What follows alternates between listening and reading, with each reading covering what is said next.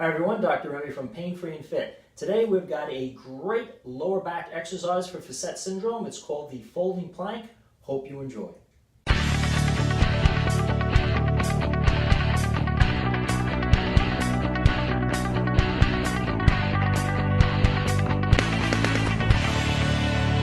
So with Facet syndrome, many times the pain in the lower back is aggravated when we have too much extension, meaning that the arch in the lower back actually increases its curve, either because the tailbone turns up with an anterior pelvis where the tail is higher than the pubic bone. Normally the pubic bone and tailbone should be level, or we have a tendency to lean back more from the upper back, which accentuates that curve, and that increases the compression on the facet joints, irritating their interior linings, creating synovitis and pain. So one of the exercises we can train the abdominal muscles, particularly the obliques and the rectus abdominis, to maintain a flatter back, because these abs attach from our rib cage down to our pelvis, and when they contract, they approximate those two bones, which opens up that curve in the lower back and frees the facets from compression, is a folding plank.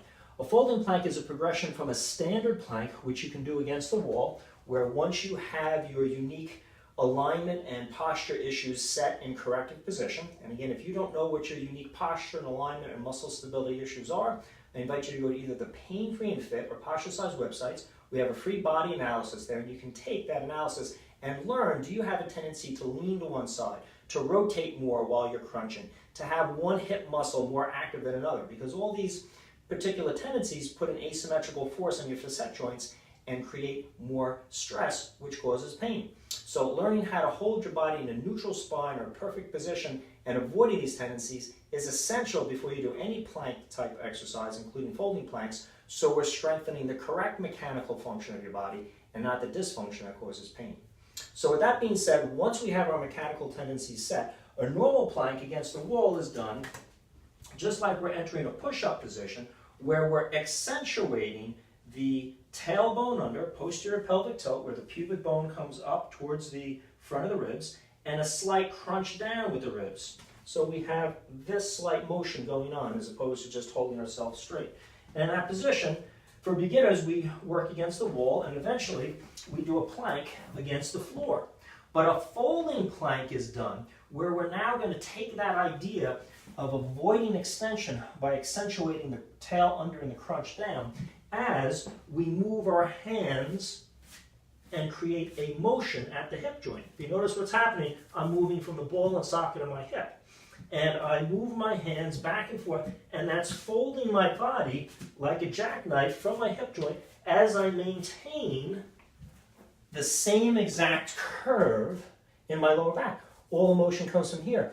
I don't want to be bending from my waist. I can do that against the wall also, or a rung system, where I set myself up in that plank position, again, getting all my posture and alignment issues set, and I can fold my body again. I'm moving from the hip joint, not the lower back. The lower back is stable, the same curve is in there, using abdominal tension, and I'm moving from the ball and socket of my hip as I fold my body back and forth.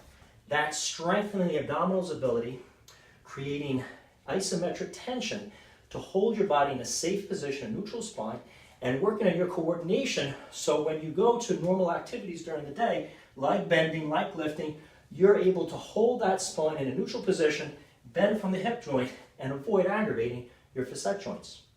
If you like this video on preventing facet pain and healing exercises, I invite you to subscribe to our channel. We've got a lot of great videos out there for facet syndrome and lower back and other musculoskeletal rehabilitation. If you'd like to help me share this vital information with others, give me a thumbs up below. Questions or comments, please write in. I'll do my best to answer them.